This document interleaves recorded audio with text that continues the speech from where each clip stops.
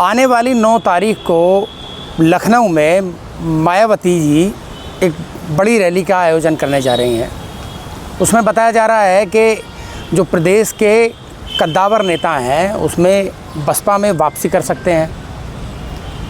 क्या रणनीति है और कितने लोग बुलंदशहर से जाएंगे उस कार्यक्रम में, तो मैं जानने का प्रयास करता हूं। बसपा के लोग यहाँ पर हैं, पदाधिकारी हैं, कार्यकर्ता हैं, क्या तैयारी है रैली को लेकर के, मैं जानने का प्रयास करता हूं। जी, यहाँ बुलंदशहर से हर विधानसभा से 5000 आदमियों को ले जाने का टारगेट है। 5000? हाँ, 7 विधानसभा हैं, 7 पंजे 35, और बाकी जो 2 व्हीलर हैं जो अलग हैं, जिसकी जितनी क्षमता है वो लेकर सब अपनी अपनी गाड़ी लेके जाएंगे।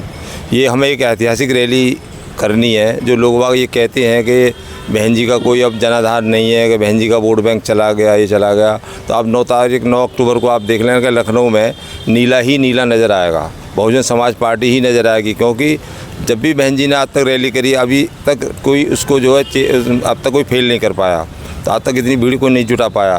चाहे कोई भी हो, चाहे नरेंद्र मोदी जी हों, चाहे योगी जी हों, चाहे अखिलेश जी हों, जो भी नेता है वो इतनी भीड़ नहीं जुटा सकता।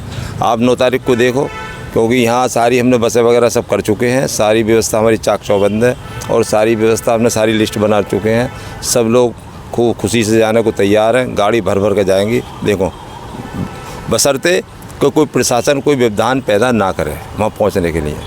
अच्छा, इस बार ऐसा भी है क्या? हो सकता है, पहले भी ऐसा कई बार हो चुका है कि प्रशासन ने रोकने की कोशिश करी है, बीच में कोई ना कोई अफवाह उड़ा देते हैं किसी प्रकार की, तो ये है मैटर। तो इस बार क्या स्पेशल क्या है कि बसपाइयों ने पूरी जो है ताकत लगाई हुई है इस जनसभा रैली को सफल बनाने? ऐसा है कि जो ये सरकार चल रही है आज के समय में, मैं किसी का नाम लेना नहीं चाहता, क्योंकि यहाँ जो है एक हिंदू मुसलमान को एक बांटने का काम किया जा रहा है। अनुसूचित जाति अलग सड़क पड़ा हुआ, उनकी बारात नहीं चढ़ने देते, उनको कहीं कोई अच्छा काम करते हैं तो उनके पीछे लोग जो है जाति सूचक शब्दों का इस्तेमाल करते हैं, उन्हें परेशान करने का काम करते हैं, गांव हो, देहात हो, कोई भी हो, शहर हो।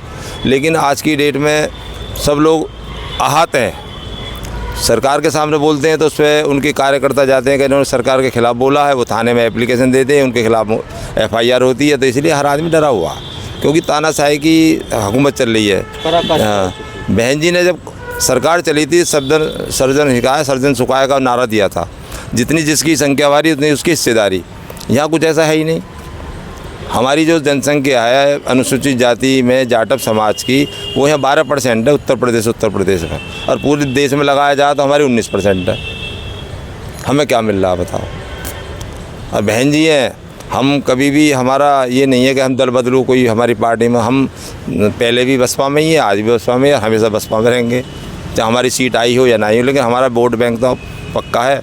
हमारा नारा है कि अब हम बहन जी को 2027 में मुख्यमंत्री देखना चाहते हैं। अच्छा, इस बार एक अफवाह कहिए और चर्चा का बाज़ार ये गर्म है कि कल जिस तरह से आज़म खां साहब जेल से रिहा हुए, ज़मानत पर छूटे, तो लोगों का ये कहना है कि वो बसपा में शामिल हो सकते हैं और इसके पीछे कहीं ना कहीं बीजेपी का दबाव है उन्हें बसपा में शामिल कराने के लिए, ताकि जो आने वाले विधानसभा चुनाव है उसमें समाजवादी पार्टी वोटों को लूज़ कर जाए और उसका फ़ायदा भारतीय जनता पार्टी को मिले। तो आप इस बात से कितना इत्तेफाक रखते हैं? देखिए, माननीय बहन जी हमारी नेता थी, नेता हैं, नेता रहेंगी। यदि आज़म खां साहब स्वेच्छा से आना चाहते हैं तो हम और हमारी पार्टी उनका तहे दिल से स्वागत करने को तैयार बैठी है। लेकिन हम ये कहें कि वो आ रहे हैं या नहीं आ रहे हैं, इस बारे में नहीं कह पाएंगे। ये हाईकमान का मैटर होता है। बड़े नेता हैं, बड़े लोग जाने इस चीज़ को, लेकिन हम उनका तहे दिल से स्वागत करने को तैयार हैं। अगर वो बसपा का दामन थामते हैं तो उस स्थिति में आपका क्या सोचना है कि मजबूती मिलेगी? क्या मुसलमानों के जो वोट हैं वो बसपा अपनी तरफ आकर्षित कर सकती है आज़म खां की वजह से? देखिए सर, ऐसा है, मैं हिंदू मुस्लिम नहीं करूँगा। मुस्लिम समुदाय का वोट हमारे लिए BSP पार्टी के लिए पहले से मिलता आया है। आज़म खान साहब आ जाएंगे तब भी मिलेगा, नहीं आएंगे तब भी मिलेगा। हम चाहते हैं आ जाएं और ज़्यादा अच्छी, हमारे लिए बढ़िया रहेगा। मिलता रहा है हमारे लिए मुस्लिम समुदाय का वोट हमारी पार्टी के लिए। आपका क्या नाम है जी? ओम प्रकाश मीणा। अच्छा, तो ये 9 तारीख को जो जनसभा है, रैली है जी, तो उसको आप किस नज़रिए से आप देखते हैं? क्या तैयारियां हैं? बड़ी तैयारी है। बड़ी तैयारियां हैं और बहन जी ने पीछे भी जो मुख्यमंत्री रह चुकी हैं उन्होंने अच्छे काम किए थे और अच्छा शासन किया था और हम चाहते हैं कि दोबारा उनको ही आना चाहिए और हम भी फिर पूरा प्रयास करेंगे कि वो आएँ, पहले जैसा ही प्रशासन संभालें, क्योंकि इसमें तो दबंगी चल रही है। गरीबों की कोई अपील नहीं सुन रहा है। भाई साहब, जो जातिवाद की बीमारी है ये सदियों से है, योगी जी शायद ख़त्म नहीं कर पाएंगे।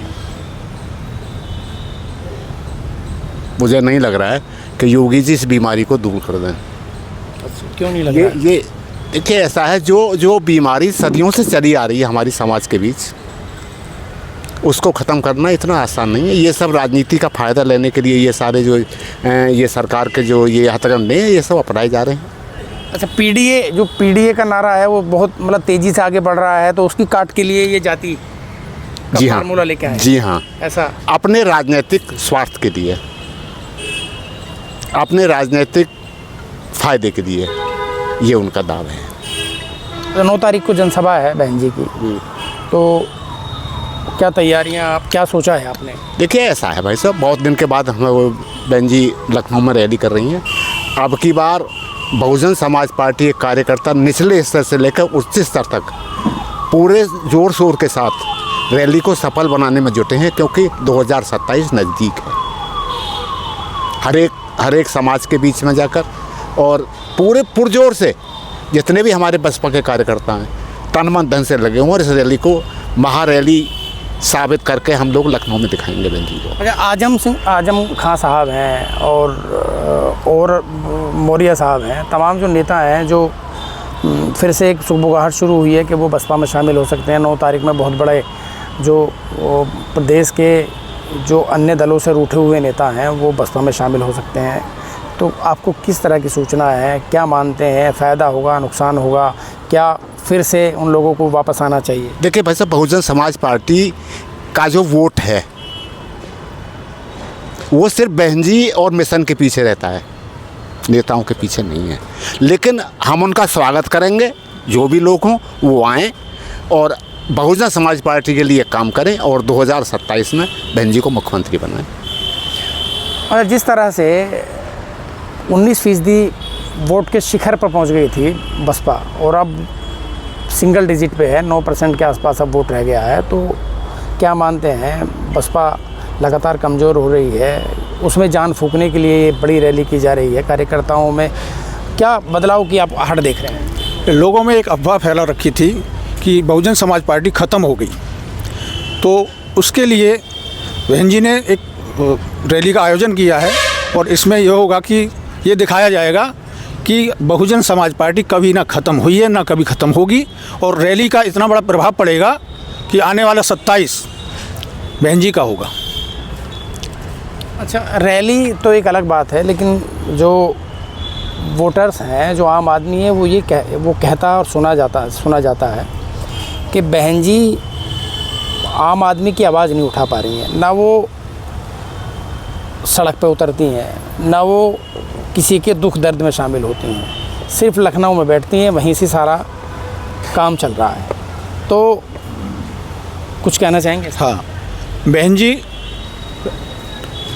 के लिए जो कहते हैं, हमारा जो प्रतिनिधिमंडल है, कहीं कोई दुर्घटना होती है, अभी लोनी में एक घटना हुई थी, उसमें हमारे प्रदेश अध्यक्ष जी आए थे और उनका प्रतिनिधिमंडल आया, कम से कम 400 गाड़ी उनके साथ थी।